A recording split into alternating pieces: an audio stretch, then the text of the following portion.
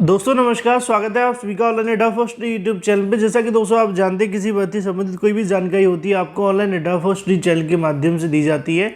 इस वीडियो में बात करने वाले हैं टीजीटी पीजीटी भर्ती को लेकर हजारों फॉर्म निरस्त होने के बारे में, साथ ही टीजीटी पीजीटी 2022 के विज्ञापन के कोड को लेकर, नई प्राथमिक शिक्षक भर्ती, इसके अलावा एडेड जूनियर को लेकर एक एक करके सारी जानकारी मैं आपको दूंगा। वीडियो को लाइक कर दें, साथ ही शेयर कर दें और चैनल को सब्सक्राइब कर लें, जिससे कि जानकारी आप सभी को ऑनलाइन एडा फर्स्ट चैनल के थ्रू सबसे पहले मिलती है। चलिए दोस्तों वीडियो शुरू करते हैं। सबसे पहले बात करते हैं टीजीटी पीजीटी फॉर्म निरस्त होने के बारे में। टीजीटी पीजीटी के अंदर ही नहीं, हर एक भर्ती के अंदर फॉर्म को निरस्त किया जाता है।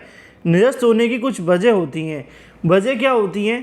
पहला, आप सभी के द्वारा अपने फॉर्म को पूरे तरीके से सबमिट न करना। ठीक है, इसमें भी दो कंडीशन हो जाती हैं कि आपने तो सबमिट कर दिया लेकिन वेबसाइट पे सही तरीके से सबमिट नहीं हुआ।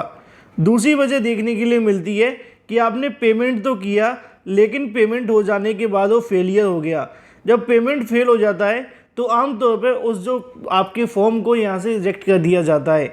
तीसरा ऐसा देखने के लिए मिलता है कि आपने यहाँ से 2 फॉर्म भरे थे, 2 में से एक को यहाँ से रद्द कर दिया जाता है, लेकिन ये बाद में होता है परीक्षा के बाद, नोट परीक्षा से पहले। ठीक है, तो ये 3 कारण तो आपके बिल्कुल मेन हो जाते हैं।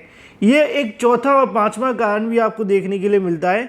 चौथा कारण होता है आपके फ़ोटो के अंदर गलती होना, मतलब फ़ोटो आपने सही तरीके से नहीं लगाया।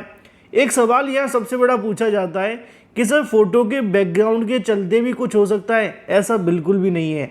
देखो, फ़ोटो का मतलब होता है कि आपने फ़ोटो लगा लिया और अपना चश्मा लगाकर, जिनको सन ग्लासेस कहा जाता है। अगर आपने सन ग्लासेस के साथ लगाया है तो ऐसे गलत हो जाते हैं। मुंह को आपने छुपा कर फ़ोटो खिंचवाया, मास्क पहनना, गमछा लगाना, इसको देसी भाषा में कहते हैं, कुछ ऐसा है, तब ये फॉर्म रिजेक्ट किए जाते हैं। फ़ोटो के बैकग्राउंड से कभी कोई फ़र्क नहीं पड़ता है और ना ही आपका फॉर्म रिजेक्ट होता है, चाहे आपका कोई भी बैकग्राउंड हो, बस आपका फेस क्लियर होना चाहिए।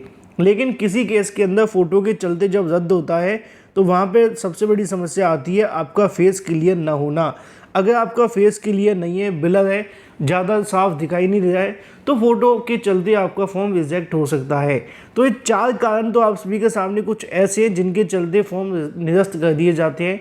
एक 5वां कारण भी देखने के लिए मिलता है, जिसके बारे में मैं आपको बता दूं।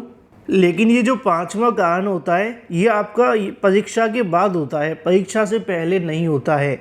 वो होते हैं आपके शैक्षिक गुणांक या फिर शैक्षिक नंबर जो भी आपने डाले हैं। अगर वो आपके गलत हो जाते हैं तो आपका क्या होगा कि फॉर्म को यहाँ से रद्द कर दिया जाएगा। इन शॉर्ट ये है कि 5वें नंबर की जो कंडीशन आती हैं उसके अंदर आपको ऐसा देखने के लिए नहीं मिलता।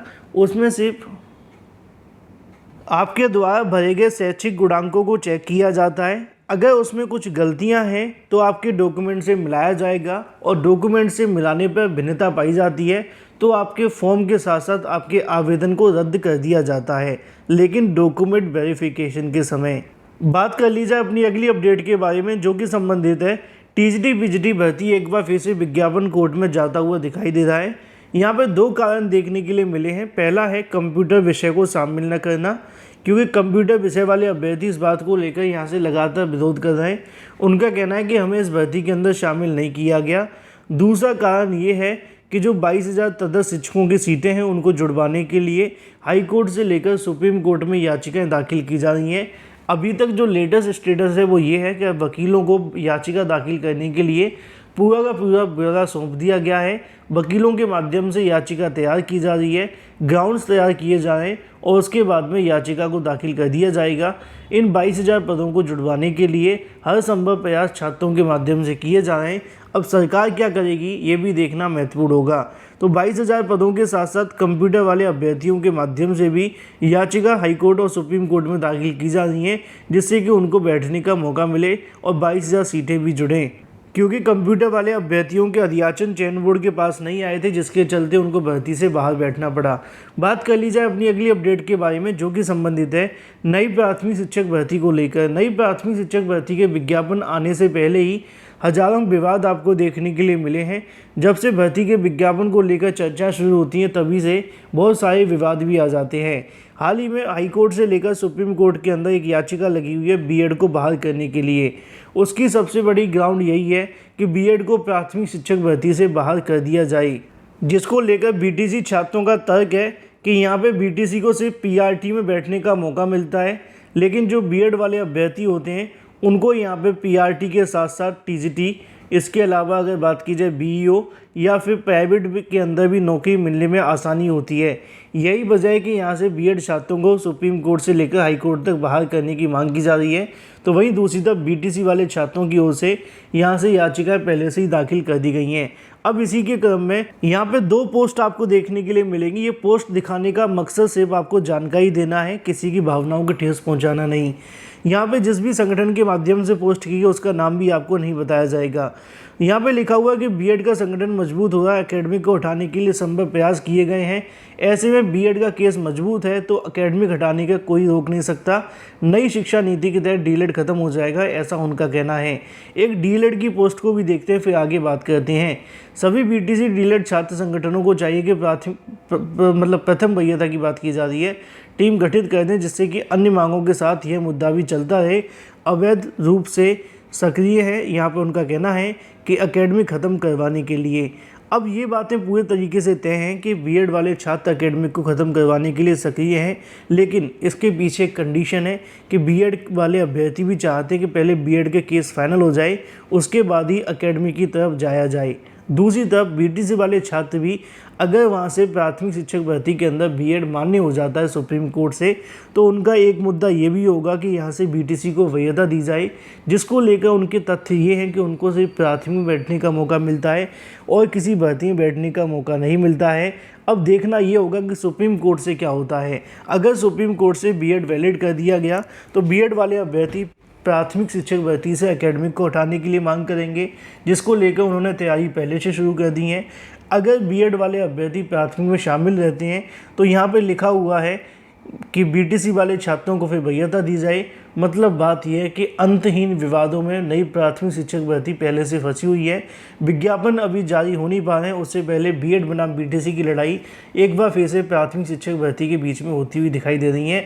अब देखना होगा कि उत्तर प्रदेश हाईकोर्ट और सुप्रीम कोर्ट के माध्यम से बीएड को लेकर क्या फैसले दिए जाते हैं। लेकिन जो भी होगा उससे कहीं ना कहीं प्राथमिक शिक्षक भर्ती के अंदर एकेडमिक और बीटीसी वरीयता का मुद्दा एक बार फिर से जोर पकड़ता हुआ दिखाई देगा। आप क्या चाहते हैं कमेंट करके अवश्य बताएं। इस वीडियो को लाइक कर दें, साथ ही शेयर कर दें और चैनल को भी सब्सक्राइब कर लें। बात करते हैं अपनी अगली अपडेट के बारे में, जो कि संबंधित है एडिड जूनियर शिक्षक भर्ती को लेकर। एडिड जूनियर शिक्षक भर्ती के संबंध में रिजल्ट को लेकर मैंने कल आपको एक जानकारी दी थी कि यहाँ पे लखनऊ के अंदर 2 दिनों से लगातार मीटिंगों का दौर जारी है।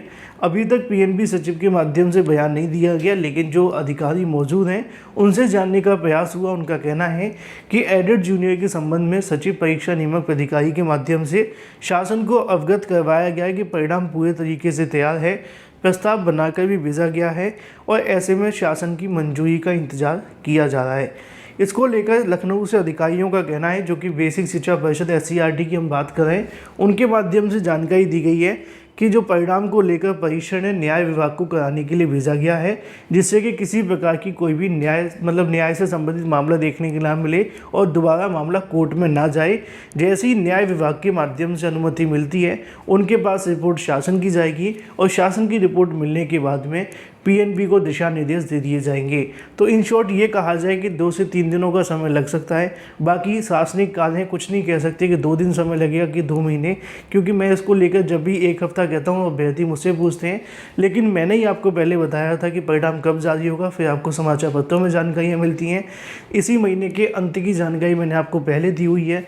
दैनिक जागरण में उस दिन आपके सामने खबर भी छपी हुई थी कि इसी महीने के अंत में आएगा। तो उसके पीछे की कुछ वजह हैं कि यहाँ पे अधिकारी इस मामले को लटका के रखते हैं, शासन मंजूरी जल्दी देता नहीं है, एक के बाद एक प्रोसेस आगे बढ़ा देते हैं। अब न्याय विभाग के माध्यम से क्या होता है, कब तक यहाँ से जवाब दिया जाता है, सब कुछ हो जाने का संभावना यही है कि 2 से 3 दिनों के अंदर एडिड जूनियर शिक्षक भर्ती का जो परिणाम है वो जारी हो सकता है, अगर सब कुछ ठीक रहा तो।